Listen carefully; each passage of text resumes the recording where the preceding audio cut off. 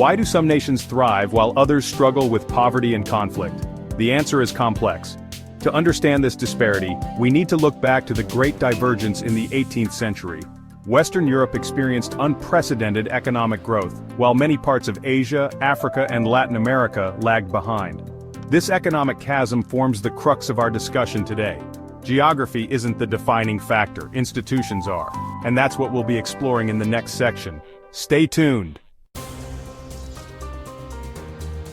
So, what exactly are institutions, and why are they crucial to a nation's success? Institutions are the rules that govern human behavior. They encompass everything from laws and property rights to social norms. Imagine trying to play a game without any rules. It would be chaos. The same goes for societies. Without clear, enforced rules, it's difficult to foster economic growth or protect individual freedoms. Not all institutions are created equal. Inclusive institutions promote widespread participation in the economy and political process. They level the playing field, encourage innovation, and protect individual rights. On the flip side, extractive institutions concentrate wealth and power in the hands of a select few. They stifle innovation, breed corruption, and perpetuate inequality. These institutions are the root cause of why many nations struggle with poverty and underdevelopment. To see these concepts in action, we'll journey to the Korean Peninsula in our next section. Don't touch that dial. Let's break down the key differences between inclusive and extractive institutions. Inclusive institutions empower individuals and foster a level playing field. They provide secure property rights, enforce contracts fairly, and allow for open markets. They also provide access to quality education and healthcare. Extractive institutions consolidate power and wealth in the hands of a few. They feature weak property rights, lack an independent judiciary, and stifle competition.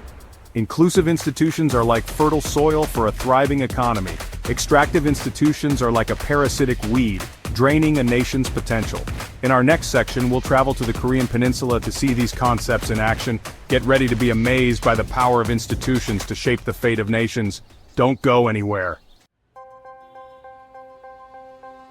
The Korean Peninsula, a stark contrast in development. Prior to the 1950s, North and South Korea were a unified nation. Following the Korean War, they embarked on radically different trajectories. South Korea embraced a market-oriented economy and invested in education. North Korea adopted a rigid communist system with centralized economic planning. Today, South Korea is a global economic powerhouse, while North Korea remains mired in poverty. The difference lies in their institutions. South Korea's inclusive institutions fostered economic growth and human flourishing.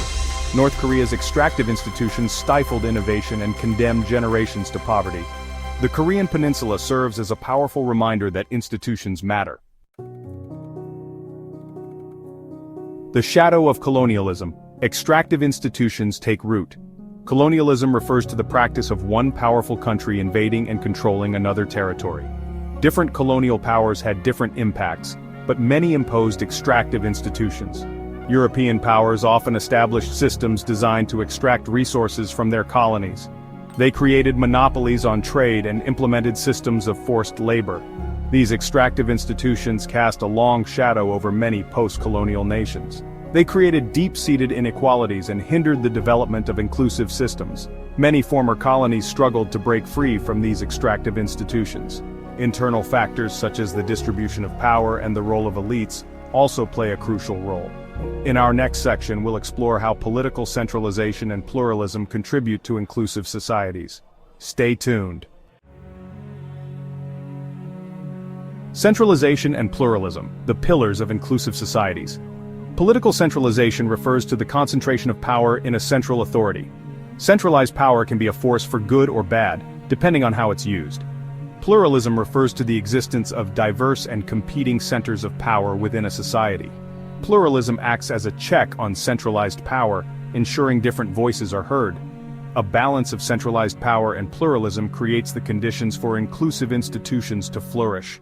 This balance ensures that power is distributed more equitably and that no one group can rig the system in their favor. Charting a new course, the path to inclusive institutions. We've explored the complex interplay of history, institutions, and economic development. Inclusive institutions are the bedrock of prosperity, while extractive institutions perpetuate poverty. The first step to change is acknowledging the problem.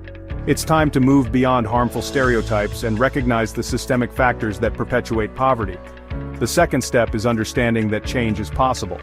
Institutions can be transformed over time through internal reforms and external pressure. We need to support initiatives that promote inclusive institutions, such as investing in education and strengthening the rule of law. The path to a more equitable world requires sustained effort and collaboration.